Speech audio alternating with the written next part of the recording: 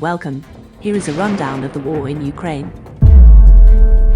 Russian forces attempting new frontline after Kherson retreat and some changes to the war leadership, says UK Minister of Defense. After retreating around 20 kilometers in the north of the Kherson sector in early October, Russian forces are likely attempting to consolidate a new frontline west from the village of Mylove, according to British intelligence.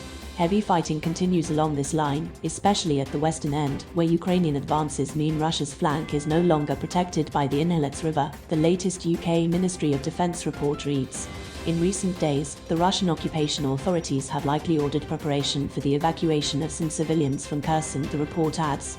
It is likely that they anticipate combat extending to the city of Kherson itself. Ukraine's supply will not run out until Russia's supplies are exhausted. The British Defence Secretary, Ben Wallace, has said there isn't a risk of the Western supply of arms to Ukraine running out before Russia's supplies are exhausted. He told Deborah Haynes, the defense and security correspondent of Sky News. There isn't a risk because unlike Russia, who has already isolated itself, and we saw that yesterday at the United Nations vote, they need a supply chain. Large parts of the supply chain were not in Russia. They came from all over the world, including in Europe, including indeed even in Ukraine. Some of their supply chain was in Ukraine. We have the ability to refurbish or indeed manufacture a new supply chain, which is what we are doing right now. The UK-Danish joint-led international fund is all about placing orders in a manufacturing space to make sure we can go on in 2023, 2024 and keep going on. Russia has begun the process of transitioning the Zaporizhzhia nuclear power plant, said NPP, to Russian processes. The Russian state-owned TASS news agency is reporting that officials at Russia's nuclear power station operator Rosenegotom have begun the process of transitioning the Zaporizhzhia nuclear power plant, said NPP, to Russian processes, in particular the storage system for spent fuel of the Russian Federation.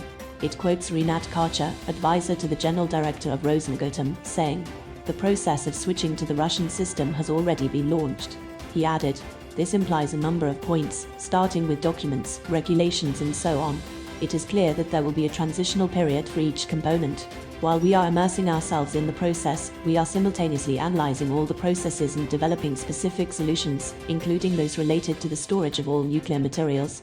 Yesterday, Rafael Grossi, the Director General of the International Atomic Energy Agency, described the situation at the ZNPP as deeply worrying after the plant again lost external power due to Russian military action cutting supplies.